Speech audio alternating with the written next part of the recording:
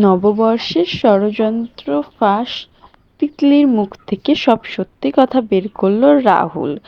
তো হ্যাঁ বন্ধুরা, শুধু তোমারই জন্য সিরিয়ালের আগামী পর্বগুলোতে এমনটাই দেখা যাবে।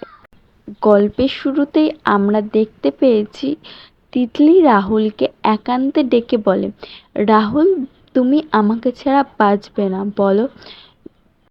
তিতলির চোখে মুখে এক অদ্ভুত যন্ত্রণা আর আবেগ। রাহুল এই কথা শুনে কিছুক্ষণ চুপ করার পর বলে, ঠিক, তুমি ঠিক বলেছ, আমরা যদি একসাথে বাঁচতে না পারি তো একসাথে আমরা মরতেও পারবো।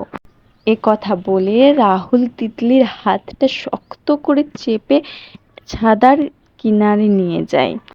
মুহূর্তের মধ্যেই পরিস্থিতি ভয়ঙ্কর হয়ে ওঠে। পরিস্থিতি বদলে যায়। তিতলির চোখে মুখে তখন ভয়ের আভাস দেখা যায়। ঠিক যখন লাফ দিতে যাবে রাহুলের হাতটা ছাড়িয়ে তিতলি তখন বলে, না, আমি মরতে চাই না।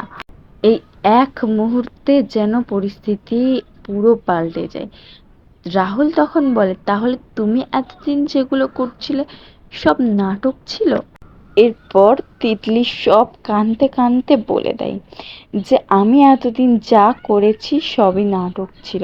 তোমার আর রাহির মধ্যে সম্পর্ক ভাঙার চেষ্টা করেছিলাম আমি, এবং আস্তে আস্তে সব সত্যই বের করে দেয়।